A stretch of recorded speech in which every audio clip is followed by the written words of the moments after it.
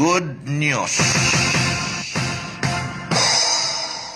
Good morning, Manong, ang atong Congressman-elect Attorney John Tracy Cagas. Good morning, Manong. Kailangan ka ng Davao del Sur. That is why gitagaan ka og makalanag nga suporta.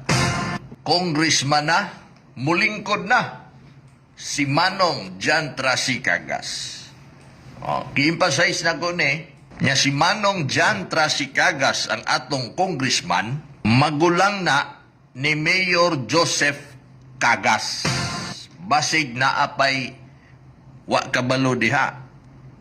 Dapat mong makabalo ani. Okay? Unya kining si Manong John Tracy Cagas ang atong congressman, igagaw sa kasamtangan natong gobernador Mark Douglas Cagas. Igagaw sa atong umaabot nga Vice Governor Attorney Ay. Igagaw ni Doc Prim Sally Cagas Banya, ang asawa ni Vice Mayor Attorney Johari. Okay. Naay gipangayo mga igsoon, for your information, ang atong project-oriented nga mayor, doon na siya gipangayo sa iyang magulang. Nangayo si Mayor Joseph Cagas og proyekto sa iyahang manong. O sa maning nga project ang gipangayo nga ibubo dinhi sa atong pinalanggang syudad sa Digos, additional projects, additional kalambuan dinhi sa atong syudad. Unsa may gipangayo? So ko paduolay lang nigluwag ni, awa nay mas duol pa sa luwag aning mayor nato sa Digos. Of course, tibuok probinsya bubuan og proyekto sama sa gihimo ni Congresswoman Didi Cagas. Tanang mga mayor tagaan og pagtagad ni Manong sa iyahang pagka-congressman. Unsa na lang kahaning sa Digos nga iya maning mangod? Kung naay mas duol sa luwag, mauna ni. Isa may buwinas ani. Ang Digos. Okay? O sa day proyekto day, Mike, dugayan ni mong musulti. Oy. Hurot na lang po ng imong oras. Okay. Mauna mga kaigsuunan.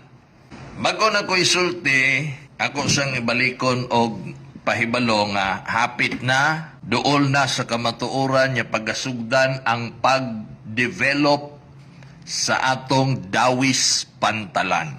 Kining ginatawag natog Digos Wharf Renovation and Rehabilitation. Gigahinan ni sa city government og 35 million nga mahimo na ning usa ka tourist attraction, usa sa mga tourist attraction nga gidevelop or i-develop sa city government dinhi sa atong syudad sa Digos.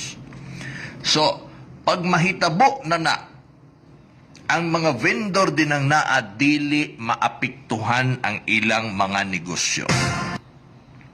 Inay madungagan ang ilang income, walay masagasaan din ha nga mga vendor, madungagan hinoon ang ilang income kay managhan ang mga tao nga mobisitaan ang paninduton nga pantalan. Unsa may mahitabo, Mike, sa pantalan?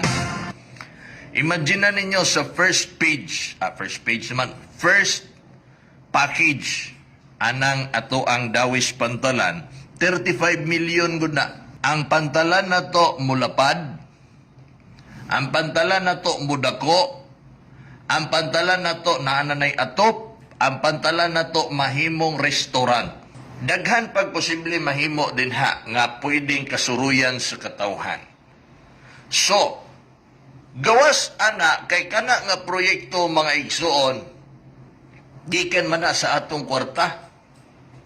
Panudlanan niya kaugalingon sa syudad ang gigamit anang pagpanindot sa atong Digos Pantalan.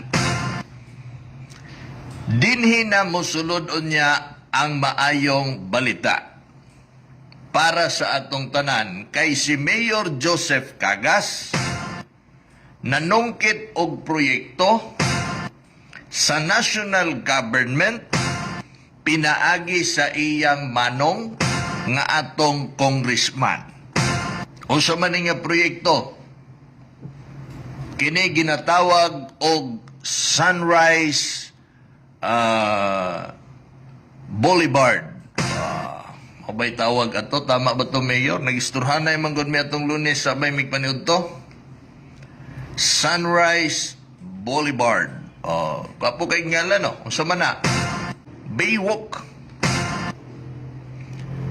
Gikan dinha sa atong Dawis Pantalan, Baywalk padulong didto sa Aplaya Beach.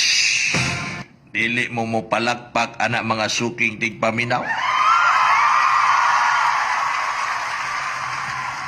Doon na mga suga, doon ay mga lingkuranan, doon ay beautification, guwapo nga Baywalk ang pangalan, Sunrise Boulevard, dinha sa atong Dawis, padulong sa Aplaya. Mao kana nga proyekto ang priority nga pangayoon ni Mayor Joseph Cagas para sa atong mas ikapauswag sa atong syudad sa Digos.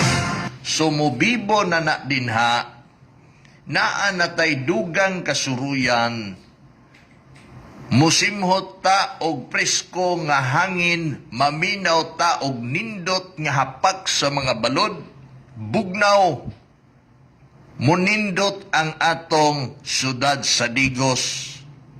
Nindot ng suruyan o mas munindot nga suruyan ang atong Aplaya Beach o ang atong Dawis Beach.